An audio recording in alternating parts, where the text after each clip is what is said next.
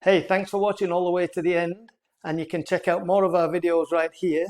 And if you haven't done so already, I would really appreciate it if you'd hit the like button and the subscribe button.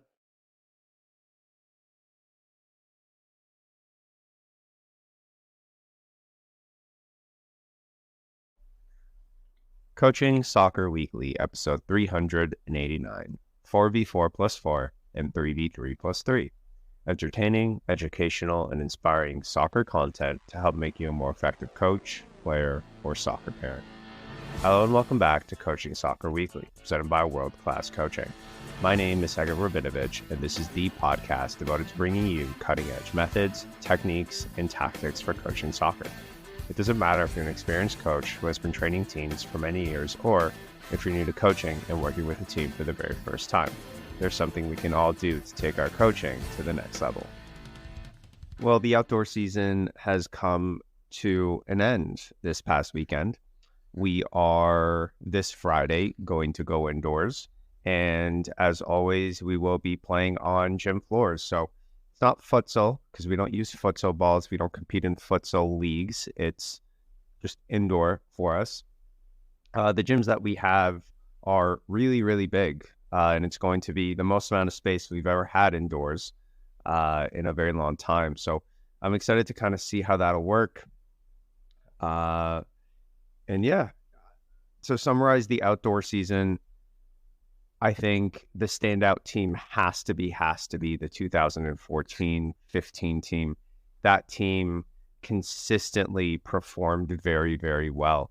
You know, even on the on the weeks that a lot of the players were gone and we called up some 2016s to play and other 2015s, I thought out of all the teams, they were consistently very gladiatorish.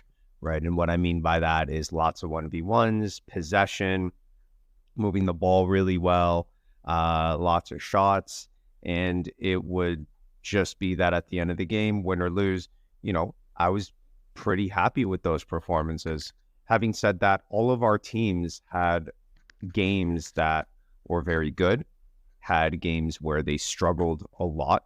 And that's okay.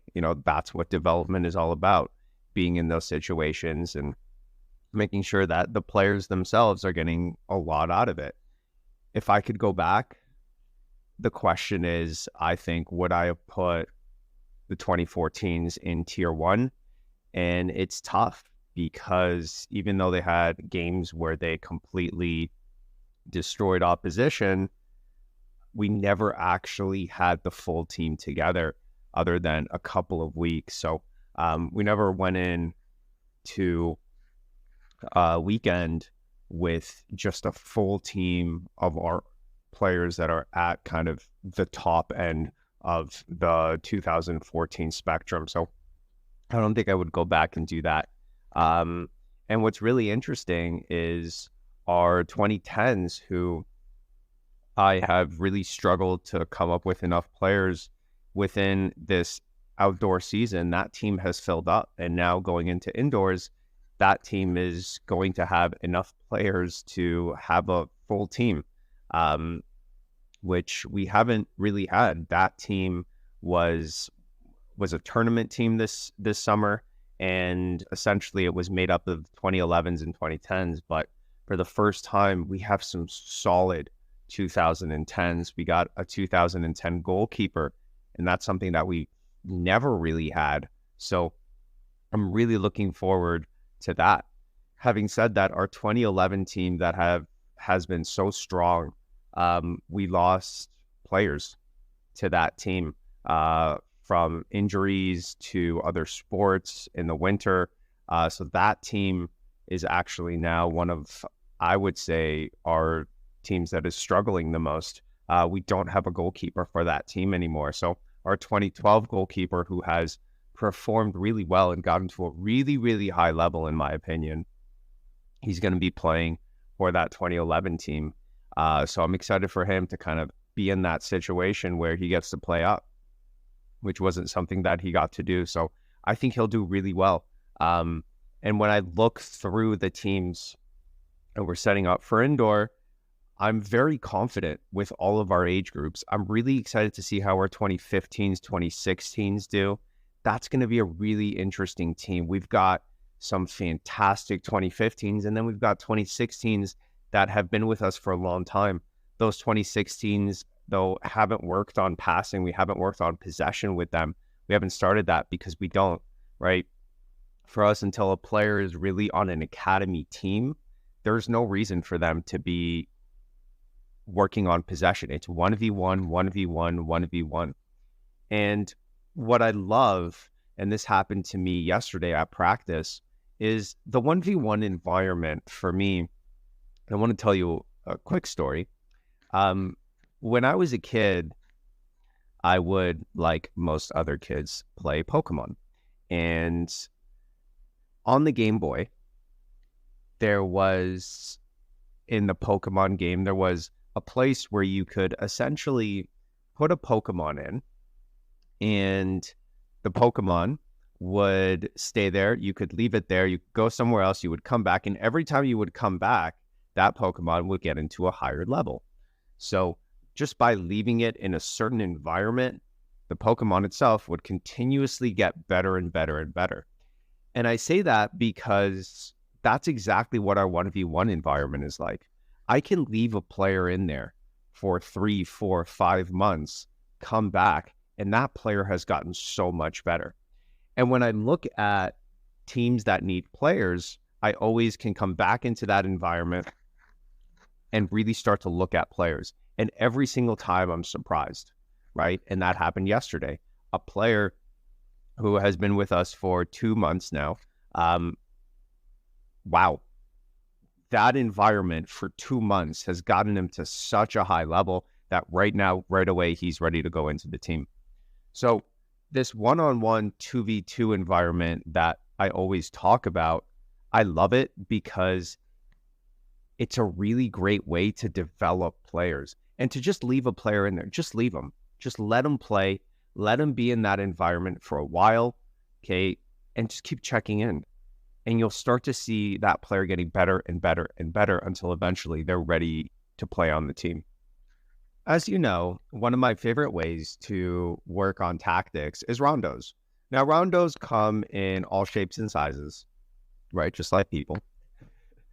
And there are so many different ways to do it and to do it effectively.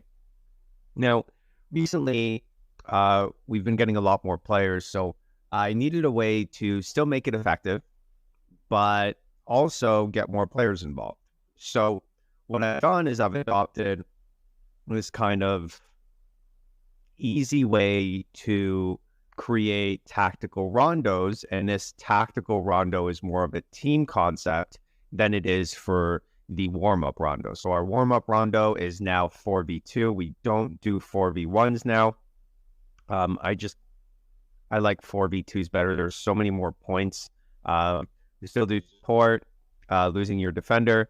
But I really want the players to understand pass to the foot that's furthest away from the defender. That's really why we've switched it from 4v1 to 4v2. Anyway, this team concept rondo is the 4v4+4 and the 3v3+3 type game. And the way that I always do it is I want to organize it so whenever there's a winner and a loser, it's a very easy transition. So let's say we have 3 teams, right? 3v3+3. Those are 3 teams of 3. It makes it very easy. Winner then takes the spot of the team that's neutral. Okay, so that's really the basis of why we have different numbers for me. Okay, now the way that I organize the numbers is based on the number of players I have playing midfield. So 7v7, I have 3 midfielders. My 9v9, I have 4 midfielders.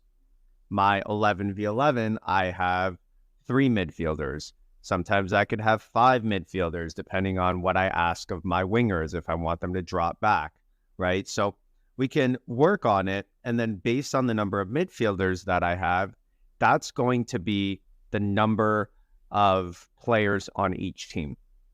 So how would you do that? Okay, so let's start with our 7v7. 7v7, we play a 2-3-1. Okay. 3 midfielders. And then obviously there are 3 players left. 2 defenders, 1 forward. So that's going to be the shape, right?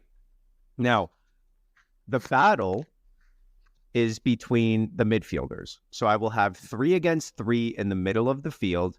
And then my neutrals are the players who are always on offense. So if blue team has the ball, the neutrals are on the blue team. If yellow team has the ball, neutrals are on yellow team. Okay. So that's really how that works. And I'll adjust the shape of how I have the midfielders based on the shape of my team. So for example, in my 9v9, we play a 3-4-1, right? So we have 4 midfielders, then we can do 3 in the back, 1 forward. I actually switch that and I do a 2 on each side. So we have 2-4-2, right? So it's 4v4 plus 4. Does that make sense? Good. Now, with our 11v11, it would be the same thing, right? I would play with my 3 midfielders, for example. I would have my defensive and 2 attacking. That's what we play. So if I do that, then I will have 3v3 plus 3, and then that would look very similar to the 7v7. Or I can actually think about it from a different point of view and think about, okay, well, what if I now either invert my fullbacks or bring my wingers back down to be a part of my midfielders when we have that ball? Then I now create a middle 5. And now what I can do is I can take 3 of the players and drop them. So I have on the bottom side, on the south side, I have 2 defenders and 1 goalkeeper because, again, we use our goalkeeper. So that's my 3. And then at the top, we have our other 2 neutrals, right? So you can get really creative with that and do it in such a way that your midfielders are the base of the number of players per each team. And then everyone else kind of adds to it. Now, the issue that I have is getting to numbers like 5v5 plus 5. And the reason is because the more players that are doing this rondo, the less time on the ball, right, per a player, because the more players per a ball, the less time per a player. So I generally like to do max 4v4 plus 4. And even that, I found that to be successful, but my favorite is always 3v3 plus 3. And what you can also do in those situations is if you wanted to do a 3v3 plus 4, which is another really great rondo, is you can be that 4th so that the teams are still 3v3 plus 3, right? And then you're just there on the bottom, and then it looks like a 2-3-2. And then, yeah. The other thing that I like to do is I like to be a goalkeeper sometimes, just to get the understanding for my defenders that when the goalkeepers have it, they have to come and support the goalkeeper. Because what happens a lot that I find is that the defenders get it, they reset to the goalie, and then they go, oh, okay, goalie has the ball, we're okay, he'll just kick it up. No, that is not what I want. I want, when the goalie has that ball, for my defenders to come back so that we can build out of the back again, right? The goalkeeper, our goalkeeper knows that if he doesn't have support, he's got to kick it up. But I don't want that to be what's going on every time. If that's what's going on every time, we are in trouble, okay? We are not a team that kicks it up. We can't be. I don't have big, strong, fast players that are just going to get it at the top when the goalie kicks it and score. That's not who we are. So we build out of the back. Our partnership with the private school is going really well. And the private school, for those that haven't heard, it's an athletic private school where we go in for an hour every single day and work with players. So we do have one of our players there, and it's really great because it's a small program because we're just starting out. So to have her there, you can really work on things. It's like a private lesson for the player every single time. So we've kind of tailored that program for her. And what's great is because we're able to work on what she's struggling with, it's also helping the other players. because we're really breaking down those core skills. And what we're really focusing on is two things. One is shooting, okay? The player there, she is fantastic. She's a great passer. She really tries her 1v1s in the games. She's got some really good highlights where she absolutely destroys some of the boys that she's playing against. But her shooting needs work. And on top of that, her athleticism needs work. And what I mean by that is the way that she runs and the way that she moves, right? So for girls at, the 11, 12, 13 age, they're going through puberty and their body is changing, just like all other kids that age. So the athletic part of the game is really tough.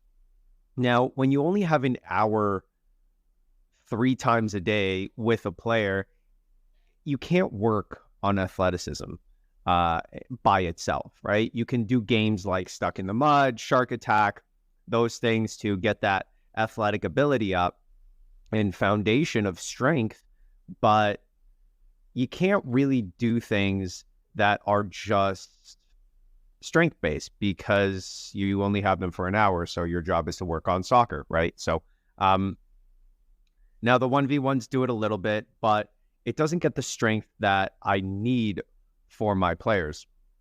So what we've really been able to work on is ankle strength, because for me, ankle strength is the foundation for everything, right? If you have strong ankles and you're able to really move light on your feet, I think that really helps. So we've done a lot of different exercises with that, and usually it's a 10-minute warm-up or a 5-minute warm-up just to work on that. And then we get into other things. The other things that we always do is I always bring a tripod for my phone, and then I created lights, like a flashing light, so different lights like red, white, and we use that as an awareness tool for players when they're passing, instead of, again, having to look down while we're doing dribbling drills, because, again, it's not that many players. So there are line drills, but the line drills, we're creating that same environment that I spoke about last time, where the players still have to be aware and keep their head up, right? So we're using these different, there's 3 that I posted, and I put them up, and then I just leave them for the whole session. Now, they're completely free. They're Gladiator Soccer Academy YouTube page. It's like, I made a playlist. It's called like Sports Awareness. So feel free to go in and check that out and use that for your session. But it's worked really well, especially for the passing part.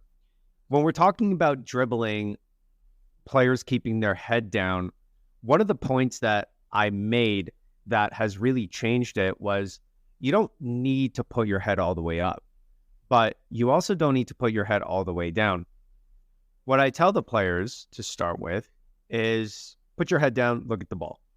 Now, what I say is, now I want you to start to move your head up. I want you to move your head up as high as you can while you're still able to see the ball. And what ends up happening is that the players are not at a 90, like their head isn't 90 degrees, but it's at like 60, 65 degrees. And that's good enough. They can see the whole field and they can see the ball. So now they're able to dribble with their head up and still see the ball, which is what we want. And that's really it. So we're constantly, the awareness part is the ability to scan, and their head up is the ability to understand that they don't need to put their head all the way down or all the way up. It can be in the middle for them to kind of get that specific ability to see everything at once. Well, I'm really excited to get into the indoor season. Usually it takes me about 3 sessions to really find a groove and really understand the space and the environment and how to maximize it. So I'm excited to get in there and really just kind of figure out how we do things and go from there. For me, we now don't have games until the end of October, and I love this break because that means one thing, 1v1. That is what we do. When we have breaks, it's just 1v1s, and we're probably going to do that for the next couple of weeks, especially until we really figure out how to best use the space and create a best development environment. We're probably still going to do our first 20 minutes or even 15 minutes of rondos. And then as we get closer to the season, then we'll start to implement some of these cool rondos. So I'm excited for that, and I'll keep you posted as we move into our indoor season. So until next week, enjoy the journey, enjoy the moments, but most importantly, enjoy the game. Coaching Soccer Week is a production of World Class Coaching. All rights reserved.